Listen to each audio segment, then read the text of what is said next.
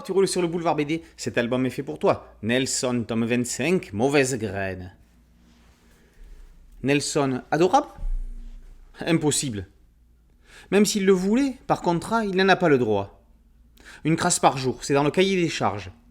Alors quand ce n'est pas Floyd qui en est la victime, il y a toujours Julie ou Hubert dans le coin.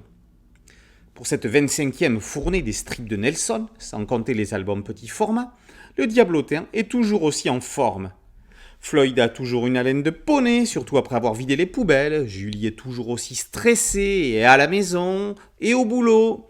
Hubert, quant à lui, voudrait prendre de l'assurance, que ce soit par rapport au bureau, à sa mère, à son poids, mais c'est plus facile à dire qu'à faire.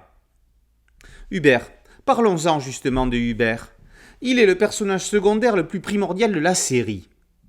Noël, c'est fait pour porter de grands pulls moches, mais c'est aussi fait pour avoir maman à la maison, avec ses commentaires plus qu'aimables. Au moins, Hubert pourra peut-être avoir le dessus sur le perroquet. Non, même pas. Question de travail, la situation ne le met pas plus sur un piédestal. S'il démissionne pour faire fortune comme céramiste, il suppliera son patron, non pas quelques pages plus tard, mais seulement quelques cases après, de le rembaucher.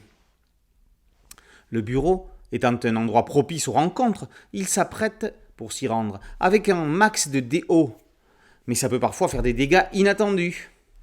Les visites chez le docteur ne vont pas remonter son moral. Il fait des efforts pourtant. Quand son médecin le met au régime légumes, 2 tranches de cornichons au lieu d'une dans le burger vont-elles améliorer sa ligne? Pas de chance non plus quand il décide de se mettre au sport. La jolie coach est occupée, mais Mike est disponible. Comme à chaque nouvel album de Nelson, on se demande qu'est-ce qui va encore pouvoir nous faire rigoler. Il nous semble avoir tout lu, avoir vécu toutes les situations possibles et imaginables avec le diablotin. Et pourtant, la magie Bertschy opère et l'on se laisse embarquer. Il y a les running gags et les poncifs bien sûr, mais ils sont indispensables. S'ils n'y étaient pas, il y aurait une sensation de vide. Et puis, il y a le reste. Toutes les avanies inédites avec parfois de nouveaux figurants, ou encore ces strips où les personnages vont se faire retoucher par leur dessinateur. Bertschy fait du nonsense et de la mise en abîme, et ça lui va très bien. Il voudrait parfois passer inaperçu, mais il n'y parvient pas. Et c'est tant mieux pour nous. La malédiction Nelson n'a pas fini de s'abattre sur Julie et le petit monde qui gravite autour du diablotin. Nelson, tome 25, Mauvaise graine, par Bertschy et par aux éditions Dupuis.